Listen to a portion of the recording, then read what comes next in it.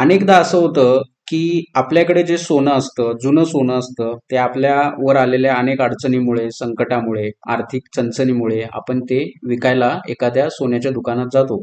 त्यावेळी ते जेव्हा समजा आता तुमच्याकडे सोनं आहे 20 ग्रॅम म्हणजे 2 तोळे सोनं आहे.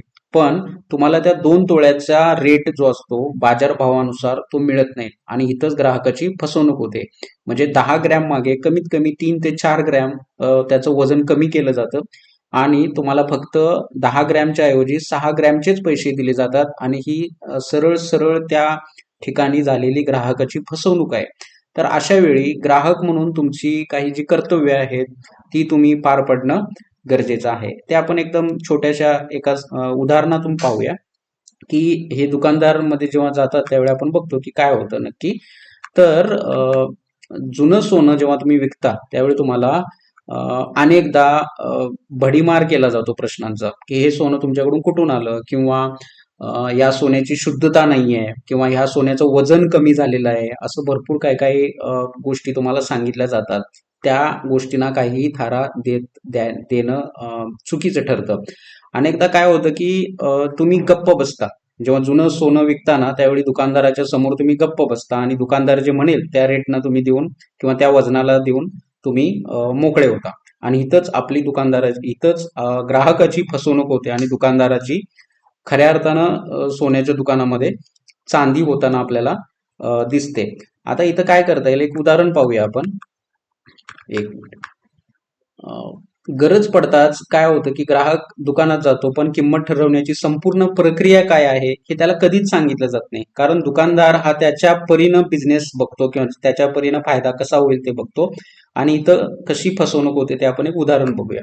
आता इथं एक व्यक्ती आहे की त्याच्याकडे 18 ग्रॅमचा एक सोन्याचा दागिना आहे. ठीक आहे, एक 4 वर्षापूर्वी 5 वर्षापूर्वी तुम्ही तो काही ठराविक किमतीला विकत घेतलेला आहे. तर आता या वेळी तुम्हाला दुकानदार असं सांगतात की तुम्हाला असं वाटतं की हा आता मला पूर्ण पैसे मिळतील त्या 18 ग्रॅमच्या सोन्याचे, म्हणजे सध्याचा जो रेट आहे 1,80,000 असेल किंवा 90 असेल काही असेल त्या रेटनुसार मिळतील असं तुम्हाला सुरुवातीला वाटतं. पण तसं नाही तर ते दुकानदार तुम्हाला असं म्हणतात की नाही नाही, आता 18 ग्रॅमचा दागिना नाहीये, तर यामध्ये 14 ते 15 ग्रॅमच काय आहे, खरं सोनं आहे. म्हणजे 18 ग्रॅम पैकी 14 ते 15 ग्रॅम हे खरं सोनं आहे आणि उरलेले 3 ग्रॅम नाहीये, म्हणजे ते बनावट आहे असं ते तुम्हाला सांगतात. मग अशा वेळी तुम्हाला काय करायचंय ते आपण पाहूया, की ग्राहकाला हे सांगितलं जात नाही की तुम्ही दुसऱ्या दुकानामध्ये जाऊन त्याची शुद्धता तपासा. तुम्हाला एक शब्द माहित पाहिजे की लाईव्ह प्युरिटी टेस्ट, म्हणजे शुद्धता चाचणी. ते सोनं तुम्ही त्याची शुद्धता तपासून घेऊ शकता कोणत्याही सेंटरवरती जाऊन. तर सरकारी सेंटर पण असतात, ते तुम्हाला माहित असतील नसतील, पण दुसऱ्या दुकानामध्ये तुम्ही जाऊ शकता, तिथं त्या सोन्याची लाईव्ह प्युरिटी टेस्ट पाहू शकता. त्यांचे जे काही ठराविक चार्जेस असतील त्यानुसार ते तुम्हाला त्याची शुद्धता टेस्ट देऊ शकतात. तर यामध्ये बघा की जे दुकानदार असतील त्यासमोर त्यांना दुकानदाराच्या समोरच तुम्हाला वजन करून घेण्याचा पूर्ण अधिकार आहे. ठीक आहे, तो तुम्ही हक्कानं बोलला पाहिजे. त्याशिवाय त्याची तपासणी प्रक्रिया जी असते, शुद्धता तपासताना जी प्रक्रिया असते ती पाहण्याचा आणि समजून घेण्याचा सुद्धा तुम्हाला एक प्रामाणिक असा अधिकार तुम्हाला ग्राहक न्यायालयानं किंवा ग्राहक संस्थेनं दिलेला आहे. आणि ग्राहक म्हणून तो तुमचा जन्मसिद्ध किंवा एक ग्राहकाचा तो एक अधिकार आहे. ठीक आहे, कंझ्युमर राईट्स जेव्हा आपण म्हणतो तर तो तुमचा अधिकार आहे. तर काय करता येईल तुम्हाला, तुम्हाला तुमचं सोनं जे आहे ते समोर वजन करून घेण्याचा पूर्ण अधिकार आहे आणि तुम्ही तेच केलं पाहिजे. दुसरं, त्या शुद्धतेची तपासणी प्रक्रिया पाहण्याचा आणि समजून घेण्याचा सुद्धा अधिकार तुम्हाला आहे. आणि प्रत्येक कपातीचं तुम्ही स्पष्ट कारण विचारू शकता आणि त्याचा लिखित हिशोब तुम्ही त्या दुकानदाराकडे मागू शकता. लक्षात घ्या, छोटंसं गाव जरी असेल किंवा शहर जरी असेल तर भरपूर दुकानं असतात, त्यामुळे तुम्ही एका दुकानदाराच्या वरती किंवा एका दुकानदारामध्येच थांबण्याचा काही तुम्हाला बाध्य नाहीये. तुम्ही दुसऱ्या दुकानामध्ये जाऊ शकता. एक ग्राहक म्हणून ती तुम्हाला काय असते, चॉईस असते. दुसरं याच्यामध्ये आपल्याला असं कळतं की जागरूकता ही खरी सुरक्षा आहे. म्हणजे खास करून तुम्ही जे सोनं घेता त्याचं जे BIS मार्किंग असेल किंवा त्याची जी मुख्य पावती असेल किंवा हॉलमार्कचे जे निशाणे असतील, पारदर्शकता असतील, तर ते तुम्ही तपासून ठेवा किंवा ते तुम्ही दाखवा. कुठल्याही कारणानं कधीही मेल्टिंग वेस्टेज होत नाही. मेल्टिंग म्हणजे वितळणे.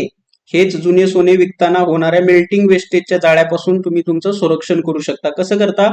एक म्हणजे त्याची प्युरिटी बघा, शुद्धता तपासून घ्या. हॉलमार्कचं जे सिम्बॉल असेल ते तुमच्याजवळ असलं पाहिजेत आणि पारदर्शकता असलं पाहिजे. म्हणजे तुम्ही 18 ग्रॅमची जी सोन्याचं आपण इथं उदाहरण पाहिलं, तर ते 18 ग्रॅमचेच तुम्हाला बाजारभावानुसार पैसे मिळू शकतात. पण तुम्ही काय करता? तुम्ही गप्प बसता अनेकदा, किंवा आपण स्वतः ग्राहक म्हणून जेव्हा आपण जातो त्यावेळी शांत बसतो आणि दुकानदार जे म्हणतो तेच ऐकतो, आणि इथंच आपली खऱ्या अर्थानं फसवणूक होते. म्हणजे 3 ग्रॅमचा त्याला सरळ सरळ किती फायदा होत असेल तो तुम्ही विचार करा. आता 15 ग्रॅमच जर तो तुम्हाला देत असेल तर 3 ग्रॅम कमी होतात. मग 1,80,000 जर सोन्याचा तोळा असेल तर 18 त्रिक 54, म्हणजे 54,000 रुपये सरळ सरळ तुमच्या इथं कमी होतात. इथं तुम्ही जो ग्रॅम आहे, 18 ग्रॅम आहे, त्याच ग्रॅमचे पैसे मागणे बाजारभावानुसार हे इथं तुम्हाला अपेक्षित आहे, आणि ग्राहक म्हणून तुम्ही हे करणं गरजेचं आहे. ग्राहकाला हे सांगितलं जात नाही कधीच की तुम्ही दुसऱ्या दुकानामध्ये जाऊन त्याची शुद्धता तपासून बघा. तुम्हाला ते काहीच इमोशनल करून टाकतात की यातून काहीच मिळत नाही, आमचं नुकसान आहे वगैरे वगैरे. ठीक आहे. त्यामुळे ही खूप मोठी फसवणूक आहे, हा खूप मोठा स्कॅम म्हणता येत नाही, पण ही एक बाब अशी आहे जी गंभीर आहे आणि ग्राहक न्यायालयाच्या कक्षामध्येही येते जर आपण त्या पद्धतीला पाहिलं तर. तर मेल्टिंग वेस्टेज हे जे काही तुम्हाला एक आभास निर्माण केला जातो की नाही त्याची शुद्धता कमी होते, कोणत्याही वस्तूची शुद्धता कधी कमी होत नाही. म्हणजे जे सोनं आहे ते त्याची शुद्धता कमी होऊ शकत नाही, झाली तरी ती खूप कमी असते. म्हणजे 0.001 या रेंजमध्ये ती आपल्याला येऊ शकते किंवा आपण पाहू शकतो. तर ग्राहक म्हणून काय की आपण कधी पण ना जागरूक राहिलं पाहिजे, सतत सावध राहिलं पाहिजे की हा दुकानदार जे सांगतील ते न ऐकता आपले ग्राहकाचे काय अधिकार आहेत ते तपासून पाहणं हे गरजेचं आहे. आणि आपण प्रश्न विचारत नाही, आपण नक्की त्या दुकानदाराला प्रश्न विचारला पाहिजे. आणि एक दुकानदारामध्ये जर तुम्हाला असा अनुभव आला तर तुम्ही दुसऱ्या दुकानामध्ये जाऊ शकता, तिथं हे करू शकता. म्हणजे तर आपण याच्यामध्ये असंच बघितलं की प्युरिटी टेस्ट, ठीक आहे, तुमच्या सोन्याची प्युरिटी टेस्ट पहा आणि त्यानुसार हे पुढील पावलं तुम्ही उचलू शकता. म्हणजे सोनं हे शुद्धच असतं, त्याचं जास्तीत जास्त वजन इतकं 3 ग्रॅम वगैरे काही कमी होत नाही, तर झालं तरी ते खूप मायनर असतं. आणि जो बाजारभाव आहे त्यानुसारच तुम्हाला त्या सोन्याची किंमत मिळाली पाहिजे. कारण सध्या सोन्याचे दर इतके महाग झालेले आहेत, तरी सुद्धा आपण जे सोनं खरेदी करण्याचा जो ग्राहकांचा कल आहे तो काही कमी होताना दिसत नाही. त्यामुळे ग्राहकांना जागरूक करण्यासाठी, ग्राहकांना सावध करण्यासाठी ही आपण यामध्ये काळजी घेणं आपल्याला गरजेचं आहे.